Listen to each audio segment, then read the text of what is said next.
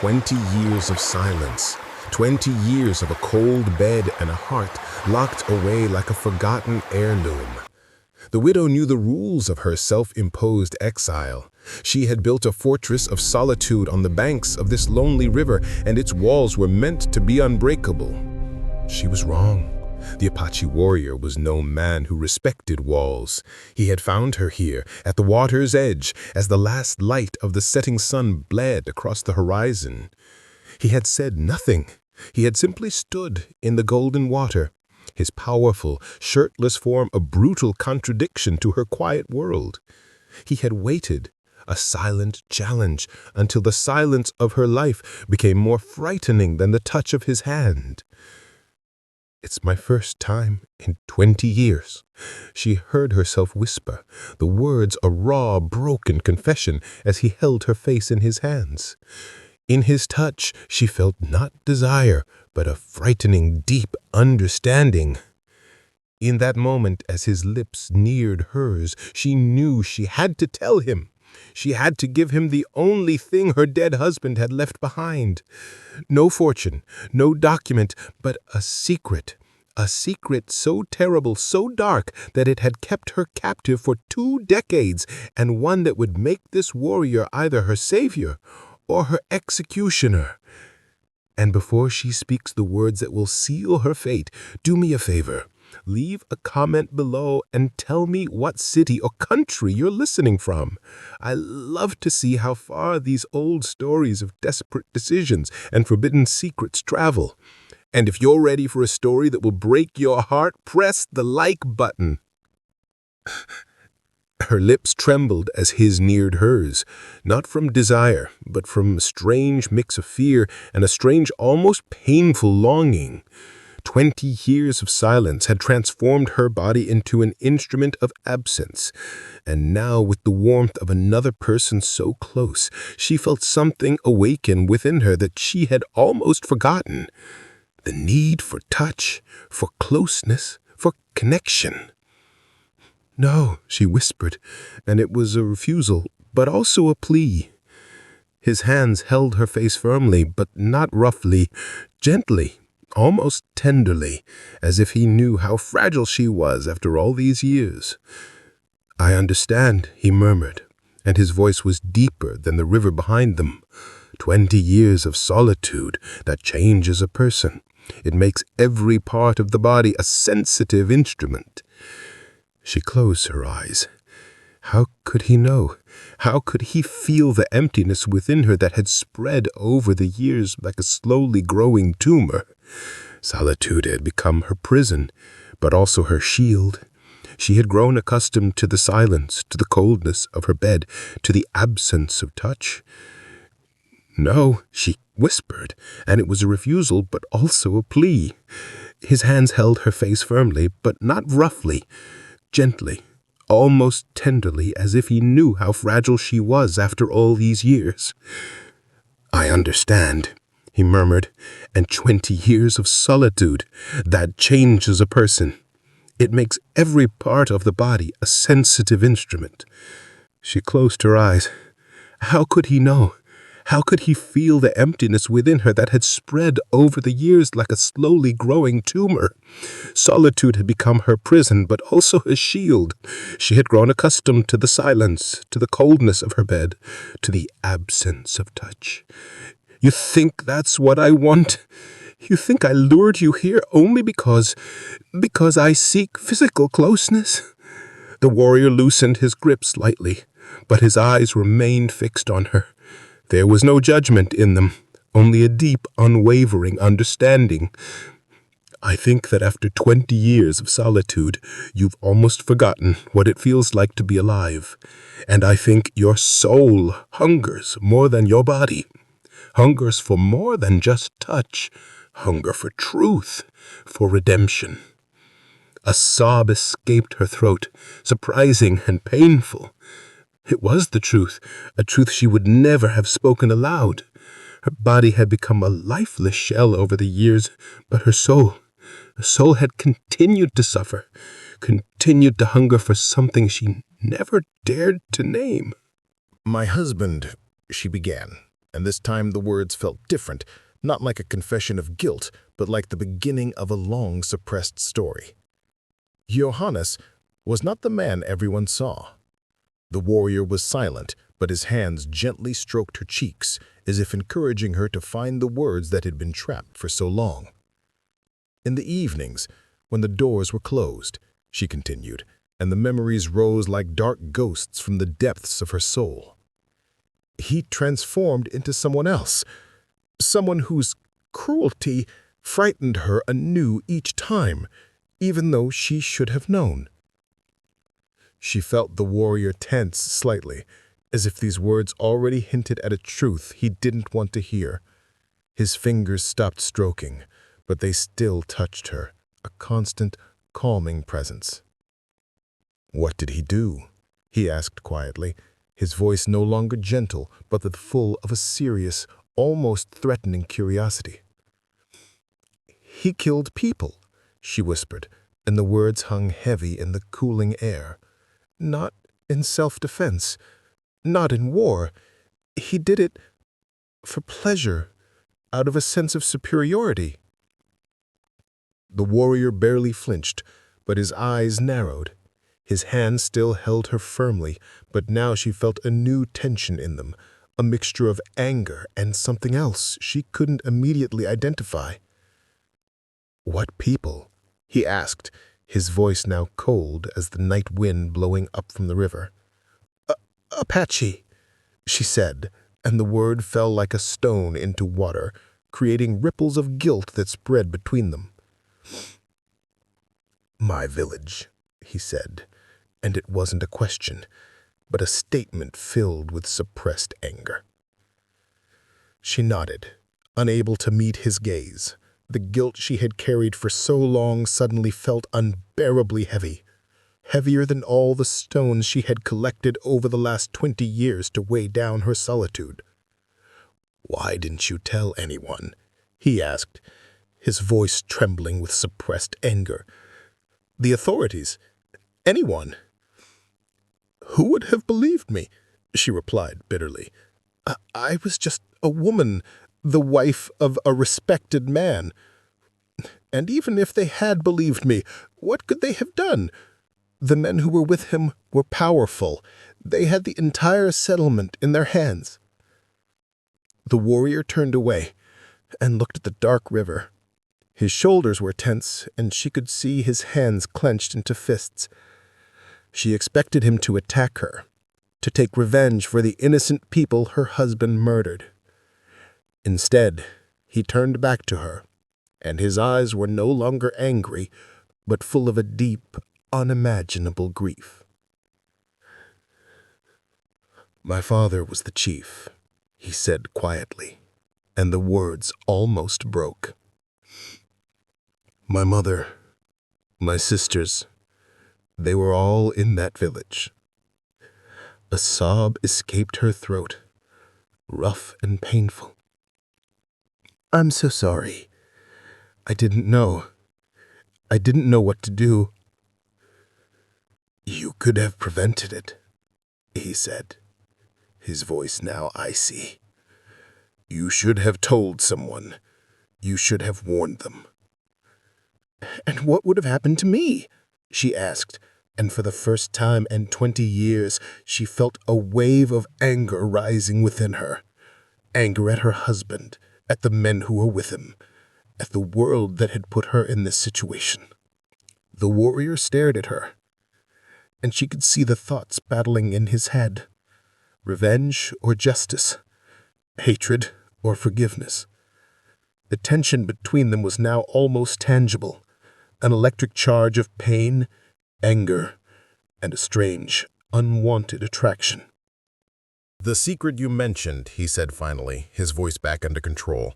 "What was it?" It was more than just the truth about his death. She nodded slowly and reached for the small pendant she always wore around her neck, hidden under her dress. She opened it and pulled out a crumpled piece of paper. "This is it," she said, and held it out to him. "This is the secret that has kept me captive, the secret my husband entrusted to me as he lay dying." The warrior took the paper and carefully unfolded it. His eyes moved over the lines and his expression changed from curiosity to horror and finally to something that looked like pure hatred. "What is this?" he asked, his voice barely a whisper, but full of suppressed violence. "It's a list," she said, and her own voice now trembled with fear and relief finally freed from the burden. "A list of the names of all the men involved in the raids, a list of the places they plundered, and a list of the places where they hid the stolen goods." The warrior looked from the paper to her and back again. The tension between them was now almost palpable, a mixture of fear, hope, and a strange, intense connection that had formed through the shared truth and the spilled blood. "Why did he give it to you?" he asked suspiciously, his hands still firmly wrapped around her, as if he wanted to both protect her and hold her. "He knew they would betray him," she said simply. "He knew his partners would one day abandon him to save themselves. He gave me the list so I could use it when the time came." "To do what?" asked the warrior, his eyes dark with suspicion and a strange, intense curiosity. "To find justice," she said, and looked him directly in the eyes. "Or to protect myself." The warrior carefully folded the paper and put it in his own pocket. Then he drew his knife, and the widow closed her eyes, ready for the end. She expected it. She even deserved it. But instead of attacking her, he cut his own palm, a deep, bleeding cut that startled them both. The blood dripped onto the ground between them, dark and visible in the moonlight. "What?" she began, but he interrupted her, his voice now rough and full of a strange intensity. "A blood bond," he said. "You told me the truth. Now we are bound by blood. Your secret is now mine, too." She stared at him in disbelief as he put the knife away and held out his bleeding hand. The tension between them was now almost overwhelming, a mixture of fear, hope, and a strange, irresistible attraction that had formed through the shared truth and the spilled blood. "Your husband murdered my family," he said calmly, but his voice trembled with suppressed emotions. "But you weren't the one giving the orders. You were as much a prisoner as we were." He stepped closer and placed his bleeding hand on her cheek. The blood was warm and sticky, but the touch was surprisingly gentle, almost tender. The tension between them was now almost overwhelming, a mixture of pain, hope, and a strange, intense connection that had formed through the shared truth and the spilled blood. "We will find out together what to do with this list," he said, his voice rough with emotion. "We will find the men who did this, and we will find justice, for my family and for you." The widow looked into his eyes and saw not only the desire for revenge, but a deeper, more complex truth. In that moment, as the blood of his bond dried on her skin, she knew her life had changed forever. The fortress of her solitude was broken, not by violence, but by a painful, necessary truth, and a strange, intense connection she never would have expected. And as night completely fell over the river, she knew this was only the beginning of a dangerous journey, an uncertain future, and perhaps even an unexpected redemption. The tension between them lay heavy in the air, a mixture of fear, hope, and a strange, irresistible attraction that had formed through the shared truth and the spilled blood. Night descended over the river like black velvet, interwoven with silver moonbeams that fell on the blood on her cheeks. The warrior, she had learned his name was Taza, had built a small fire on the bank. The flames danced between them, casting shadows that danced like ghosts of the past on the rocks. "We must move," said Taza, as he carefully placed the paper with the names into a leather case. "The men on this list won't wait forever, and they won't be peaceful when they find out we know."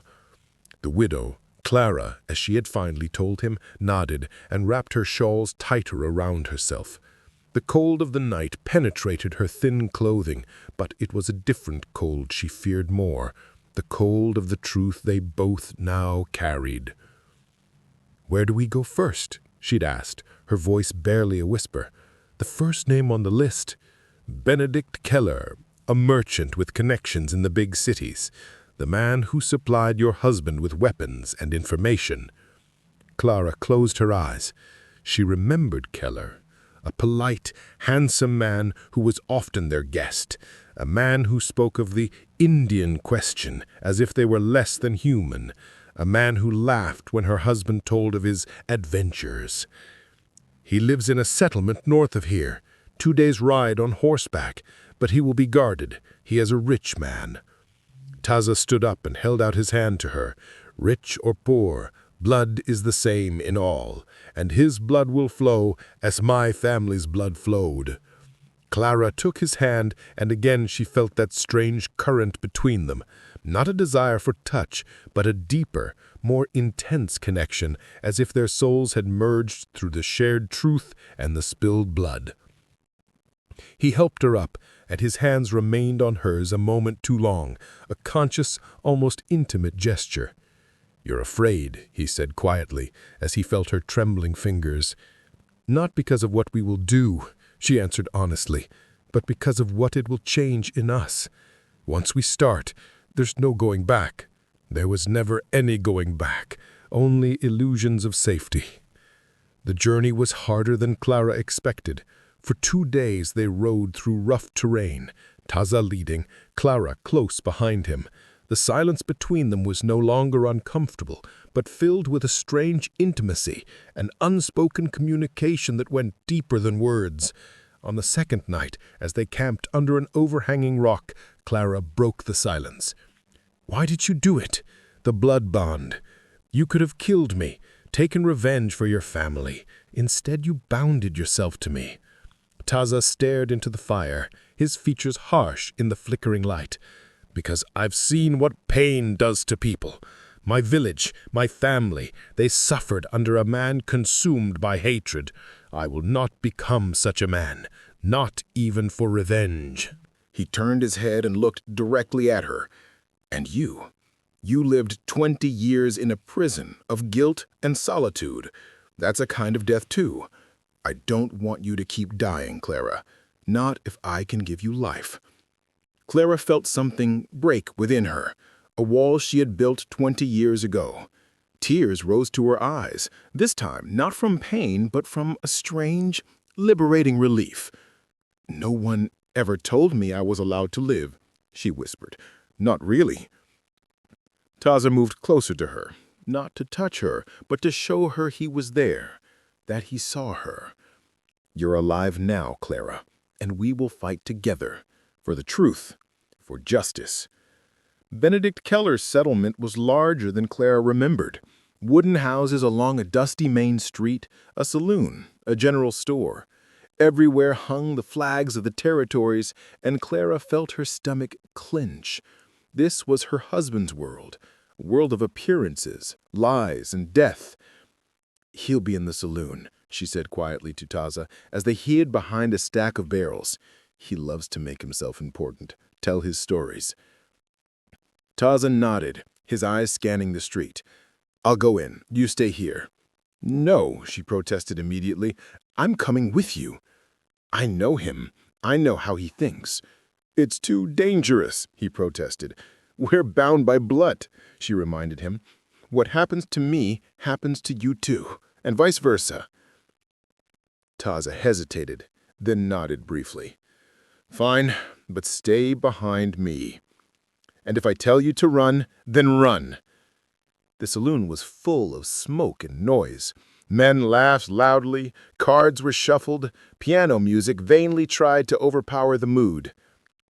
At the end of the table sat Benedict Keller, surrounded by 3 other men, all well-dressed, confident, laughing at a story he was just telling. Clara immediately recognized the other men. 2 of them had been involved in the raids. The third was the sheriff, a man who maintained order as long as it didn't threaten his own position. "And then the chief just wept," laughed Keller, and slapped the table. "As if that would help. His family was already dead, but he still begged. Weak race, these Indians." Taza's hands clenched into fists, but he remained calm. He moved slowly toward the table, Clara close behind him. "Benedict Keller, Taza said, his voice calm but so piercing that the music and conversation suddenly stopped. All eyes turned to them. Keller looked up, first confused and then annoyed. "Who are you? What do you want?" "We want to talk about the night. The night my family's village was raided and burned." The laughter on Keller's face froze. He turned pale, but his eyes grew cold. "I don't know what you're talking about, Indian. Get out of here before you get into trouble." "You don't remember?" asked Clara, and stepped beside Taza. "I was there, Benedict. I saw you distribute the loot. How you stumbled over the bodies of my family as if they were trash." Keller's eyes widened as he recognized Clara. "Clara? What are you doing here and with him?" "She told the truth," interrupted Taza, "and we have proof." The sheriff slowly stood up, his hand on his revolver. "That sounds like a threat. I don't like threats in my town." "This isn't a threat," said Taza, and drew out the leather case. "This is justice." He threw the paper onto the table. Keller stared at it, his face becoming ashen. The other men at the table jumped up, their hands moving to their weapons. "That's a lie," stammered Keller. "Forgeries." "Then explain why your names are on this list, and why the places where you hid the stolen goods." The sheriff drew his revolver. "Enough of that. You two are coming with me." In that moment, everything happened very quickly. One of the men reached for his weapon, but Taza was faster. He yanked the sheriff around, using him as a human shield, while his own knife flashed quickly into Keller's shoulder. Keller screamed and sank to the ground. The other men hesitated, a moment too long. "Run!" shouted Taza to Clara as the sheriff freed himself from his grip and shot at him. The bullet narrowly missed Taza and shattered a bottle behind the bar. Chaos broke out. Men shouted, women screamed, weapons were drawn. Clara did something she herself wouldn't have thought possible. She grabbed an empty whiskey glass that stood on the bar and struck the sheriff with all her might on the head. He staggered back, bleeding and confused. "Come!" she shouted to Taza, who had just knocked down one of the other men. They ran to the door, while shots and screams rang out behind them. They burst out of the saloon straight into the arms of several armed men who had been alerted by the noise. "No movement. You're under arrest." Taza and Clara stopped, surrounded by weapons. The situation seemed hopeless. But then a loud bang echoed, not from a shot, but from something that sounded like thunderclap. Everyone looked up. At the end of the street stood 20 riders, Apache warriors, their horses impatiently stamping. At their head stood a woman with long, dark hair, her face a mask of icy determination. "My sister Nijoni," muttered Taza, a hint of relief. Nijoni rode closer, slowly, her eyes assessing the situation. When she saw Clara, she barely perceptibly nodded. "Let them go," she said to the armed men, her voice calm but unmistakable. "Or will you die protecting a murderer?" The men hesitated, uncertain in the face of superior force. "The sheriff is injured," someone shouted. "We need a doctor." "Bring him to me," said Nijoni. "I will treat him. But first, will you arrest this murderer or let him escape to continue murdering?" The men looked at each other uncertainly. One of them bent down to the sheriff, who lay bleeding on the ground. "What should we do?" he whispered. The sheriff groaned and opened his eyes. "Let them go," he gasped, "but get a doctor and inform the authorities in the capital. Tell them what happened here." The men hesitated, then stepped aside and formed a clear path. Taza and Clara walked slowly to the horses, Nijoni and her warriors forming a protective formation around them. As they passed, the sheriff looked Clara directly in the eyes. "I'm sorry," he said quietly. I didn't know. I should have known." Clara nodded briefly. "We all knew, but none of us had the courage to do anything." They rode all night, Nijoni and her warriors as escort. At dawn, they reached a hidden valley where a small Apache village lay. Huts of clay and grass surrounded by protective rocks. Children played on the edge of a clear stream. Women worked at looms. Old men sat in a circle smoking pipes. When they arrived, the people came out to greet them. Their faces were curious, but not hostile. Nijoni helped Clara dismount while others surrounded Taza and clapped him on the shoulders. "This is my village," said Nijoni to Clara. "Your village now, too, if you want to stay." Clara looked around at the simple huts, the laughing children, the working women, a place of peace, of life, so different from the world she had left. "Why?" she asked Nijoni. "Why did you help us? We're strangers." Nijoni smiled for the first time. "Taza is my brother, and you carry his blood on your hands. That makes you family." She led Clara to a small hut at the edge of the village. "Here you can rest, and when you're ready, you'll tell us everything about the men on the list, about what happened." When Clara was alone in the hut, she sat on the ground and leaned against the wall. For the first time in 20 years, she didn't feel lonely, not trapped. She felt free. Outside, she heard voices, Taza talking to Nijoni, children laughing, the murmur of the stream, the sound of life. And in that moment, she knew the journey wasn't over yet, that there were still more names on the list, more justice to be found. But she was no longer alone. She stood up and stepped out of the hut.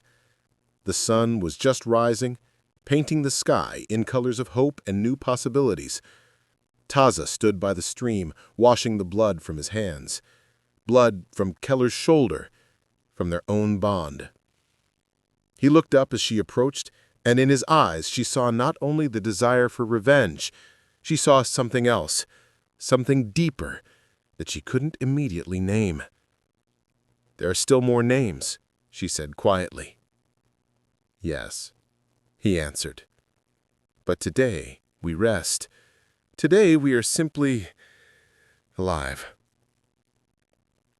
Clara nodded and sat beside him on the bank of the stream. The water gurgled gently. The sun warmed her skin. For the first time in 20 years, she felt peace, not as something she had earned, but as something that simply belonged to her.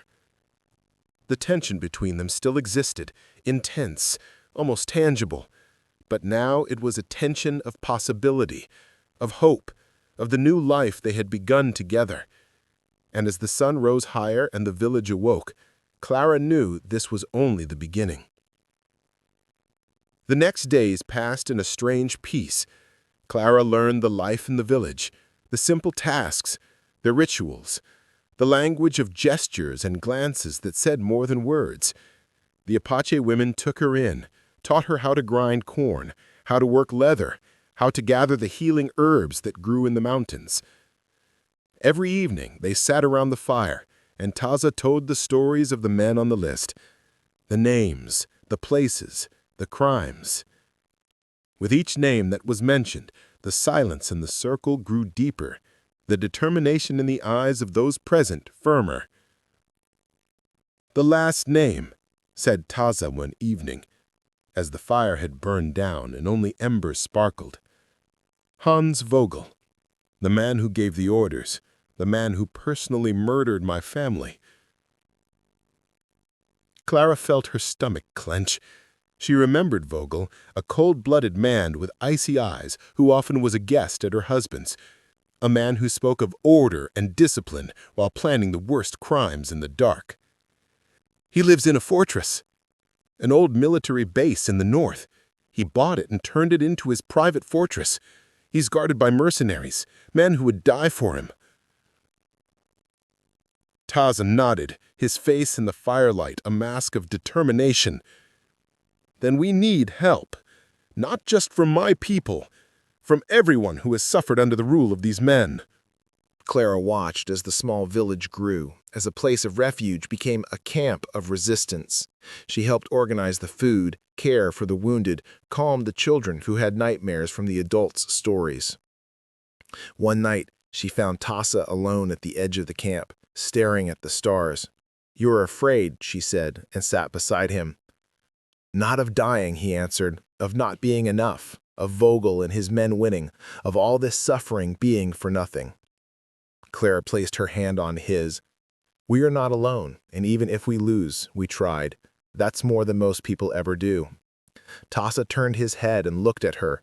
In his eyes lay an intensity that both frightened and attracted her. You've changed, Clara. You're no longer the woman I met by the river, the woman trapped in her solitude. You too, she replied quietly. You're no longer just the warrior seeking revenge. You're a leader, a bearer of hope. He lifted his hand and brushed a strand of hair from her face. The touch was gentle, almost tender, and Clara felt her heart beat faster, not from desire, but from a deeper, more intense connection that had developed between them. Whatever happens tomorrow, said Tassa quietly, his voice rough with emotion, I regret nothing. Not the blood bond, not this journey, not you. Clara placed her hand on his and squeezed it lightly. Me neither. The attack on Vogel's fortress began at dawn, a small but determined army of Apache warriors, former slaves, displaced settlers, all who had suffered under the tyranny of the men on the list. Clara remained in the camp with Najanchi and the other women, while Tassa and the warriors rode into battle. The hours passed like an eternity. Every sound, every distant gunshot made her flinch. At midday, a messenger reached her, a young Apache boy, out of breath, bleeding, but alive. It's done, he shouted. Vogel is dead. His men have fled or surrendered.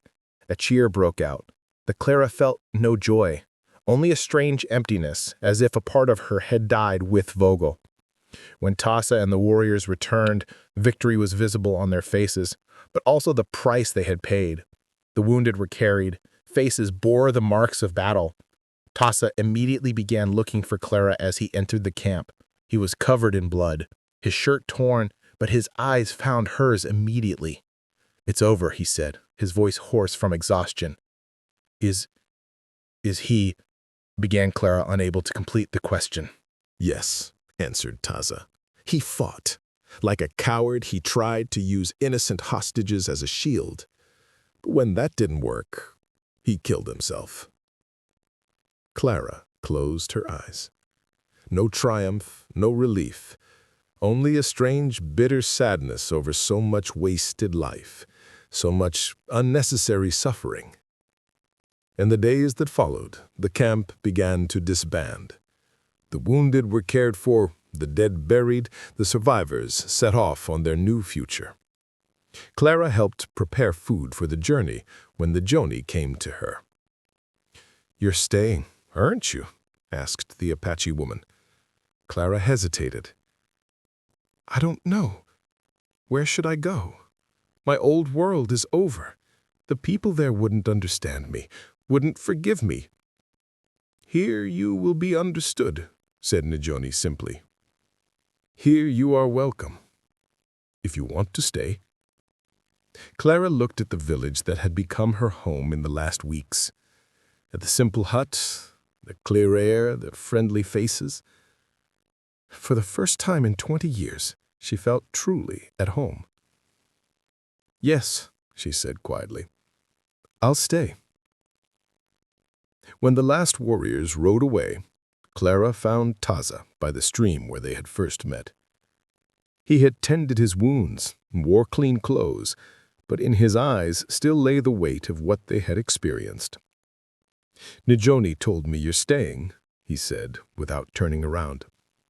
"Yes," confirmed Clara, and stepped beside him. "It feels like the right place, the right time." Tassa turned to her. In his face lay an intensity that both frightened and attracted her. The tension between them still existed, intense, almost tangible, but now it was a tension of possibility, of hope. "I thought I would find revenge, but I found something better. I found you, and I found myself." Clara placed her hand on his chest, over his heart. "We both found ourselves. After 20 years of darkness, we finally saw the light." Tassa lifted his hand and covered hers. His touch was warm, strong, full of a tenderness she never would have thought possible. The tension between them didn't dissolve, it transformed into something deeper, more intense. "I love you, Clara." And the words sounded simple, true, full of a depth that overwhelmed her. Tears rose to her eyes, but this time they were not tears of sorrow or pain. They were tears of redemption, of hope, of love. "I love you too, Taza," she whispered. "I never thought I'd say those words again. Never thought I could feel them again." He pulled her to him, not with the passion she would have expected, but with a gentle, almost tender intensity that meant more than any physical union. His lips met hers, and in that kiss lay 20 years of solitude, of pain, of guilt, and the hope for a future they would shape together. When they parted, they stood forehead to forehead, their hands intertwined, their hearts beating in the same rhythm. "It's my first time in 20 years," whispered Clara. And this time, the words were not a confession of guilt or despair, but a promise of hope, of love, of new life. Taza smiled, the first genuine, complete smile she had ever seen on him. "And it won't be the last time, Clara, I promise you." The sun set over the valley, painting the sky in colors of fire and blood, no longer a memory of the past, but a promise for the future. The village lay peacefully before them, a place of healing and hope. 20 years of silence had driven them into darkness, but now they had found the light, not only the light of truth and justice, but the light of love that had led them both out of the darkness of their hearts. And as night fell, and the stars lit up the sky, they knew this was only the beginning of a new life, a new hope, a new love, born from darkness, but destined for light.